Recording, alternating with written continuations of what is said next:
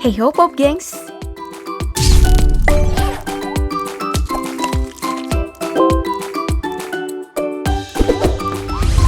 Kalau disuruh milih mau balik ke masa yang mana, kayaknya banyak yang bakal milih balik ke masa kanak-kanak. Masa ini emang jadi masa paling menyenangkan, karena kita belum banyak mendapat tanggung jawab. Belum ada cicilan, belum kenal cinta-cintaan, pokoknya hidup serba seru. Kecuali udah dimarahin sama emak karena pulang kelewat maghrib. Nah, ngomongin tentang masa kecil, hari ini kita bakal ngomongin hal yang identik dengan masa tersebut, yaitu mainan dan proses pembuatannya. Mulai dari mainan yang ngetren kayak Pop It, sampai mainan mahal kayak Hot Wheels. Bagi kamu yang penasaran, ayo deh kita tengok proses pembuatannya di video DP Proses berikut ini. Pertama, mari kita mulai dari mainan bernama Pop It. Mainan yang memiliki berbagai macam bentuk dan pola bulat ini baru-baru aja ngetren pada 2020 kemarin. Dari klaimnya sih, mainan yang dimainkan dengan menekan-nekan gelembung ini bisa menunjang perkembangan sensorik dan motorik anak. Pembuatan Pop It ini dimulai dari bahan baku karet lunak yang kemudian ditimbang. Proses penimbangan ini dilakukan untuk menyesuaikan kapasitas mesin dan juga ukuran Pop It yang akan dibuat. Setelah ditimbang, karet-karet lunak tadi akan dijejer dalam sebuah mesin pres. Nah, mesin pres ini nih yang nantinya berfungsi untuk membuat bulatan-bulatan yang ada di Pop It. Kalau prosesnya udah selesai, maka lembaran gelembung yang didapatkan dikeluarkan dari mesin pres untuk dipotong-potong, lalu disatukan dengan wadah Pop It yang lebih keras.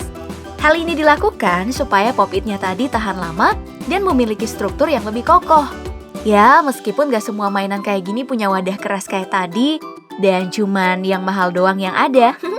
Untuk harga sendiri, Pop It punya variasi harga berbeda, mulai dari yang 6 ribuan sampai 2 jutaan lebih loh. Jadi jangan khawatir kalau lagi bokeh dan anak rewel mau Pop It, bisa beliin yang murah aja dulu.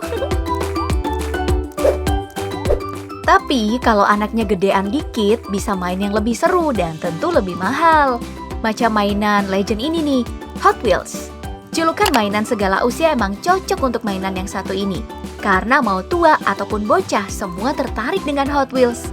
Ya, selama uangnya ada, hobi ngumpulin Hot Wheels memang nyenengin. Untuk proses pembuatannya sendiri, Hot Wheels dibuat dari bahan baku bernama zinc alloy, yang merupakan campuran seng, aluminium, dan juga logam lainnya.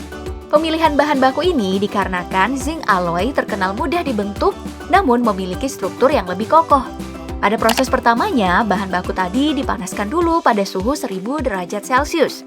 Lalu dicetak sesuai dengan desain mobil yang diinginkan. Jika sudah dicetak, maka tim sortir akan mulai memilih Hot Wheels yang tercetak sempurna dan yang gagal. Bagi yang gagal, maka akan kembali ke mesin cetak untuk dicetak ulang bersama sisa-sisa logam cetakan lainnya. Dan bagi yang tercetak sempurna, akan melanjutkan pada proses berikutnya, yaitu proses pengecatan.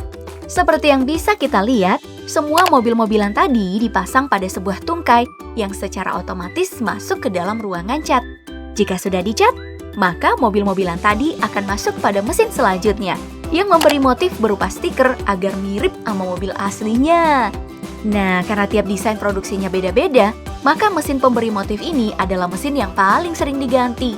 Ganti desainnya berarti ganti pola mesin. Setelah bagian bodi selesai, kita pindah nih pada bagian sasis Hot Wheels.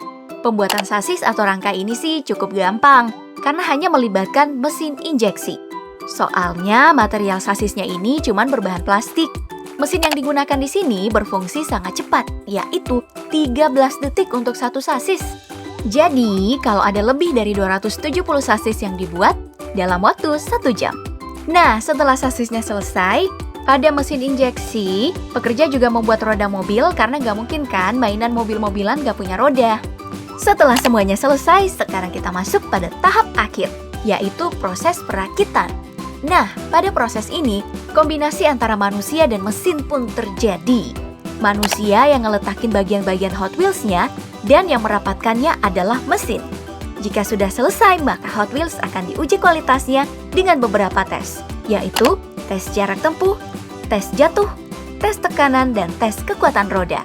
Kalau sampelnya lulus tes, maka semua Hot Wheels tadi dikemas dan siap untuk diperjualbelikan di seluruh dunia. Dari mainan mobil-mobilan, kita pindah ke figurin atau mainan patung kecil. Figurin ini beda loh sama action figure, karena umumnya tidak bisa digerakkan atau memperagakan aksi tertentu. Proses pembuatan figurin ini dimulai dari tahap desain. Desain dikerjakan oleh dua seniman.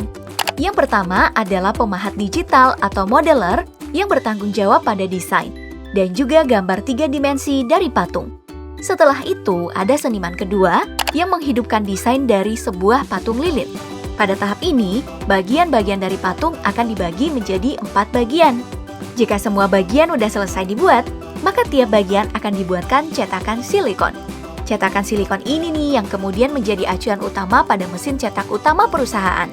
Dalam mesin ini, plastik akan disemprotkan pada cetakan lalu ditarik keluar dari mesin. Nah, karena plastiknya belum keras sempurna, maka si pekerja harus masukin plastiknya langsung ke air dingin supaya patungnya mengeras sempurna. Setelah cukup keras, maka patung-patung tadi akan masuk pada tahap pengecatan yang menggunakan kuas dan juga airbrush. Jika warnanya udah mantep, maka patung plastik ini tinggal disatuin kembali dan siap deh untuk diperjualbelikan. Oh iya, bicarain mainan kayak gini, figurin emang gak bisa jauh dari anak kecil. Iya, karena selain jadi mainan, biasanya patung-patung kayak gini juga berfungsi untuk menarik minat anak pada pengetahuan. Berikutnya kita lihat cara pembuatan Lego. Mainan seumur hidup yang terkenal di seluruh dunia. Pada perusahaan pabrik Lego yang terkenal, sekarang semua prosesnya udah menggunakan mesin. Proses pertamanya dimulai dari bagian kepala yang mendapatkan proses dari 2 mesin. Mulai dari mesin cetak dan mesin pemberi ekspresi. Nah, bisa kita lihat kalau proses mesin di sini tuh cepet banget. Bahkan dalam sejamnya ada sekitar 23.000 bagian kepala yang dibuat dalam 1 jam. Setelah kepalanya jadi, maka kita pindah nih ke bagian bodi. Di sini pertama-tama bodi masuk pada mesin yang fungsinya sama dengan mesin pada bagian kepala tadi.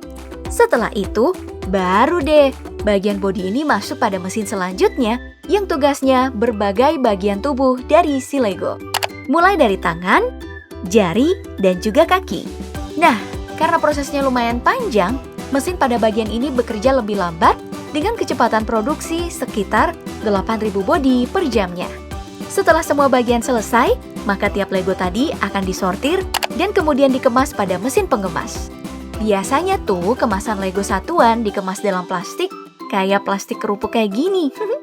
Itu untuk yang satuan loh ya. Karena kalau yang mahal, packagingnya juga pasti kece kok. Nah, itu tadi video kali ini tentang proses pembuatan mainan yang sempat DP Proses sajikan. Menurut kamu mana nih proses paling satisfying dari yang semua kita bahas tadi? Sebutkan jawaban kamu di kolom komentar.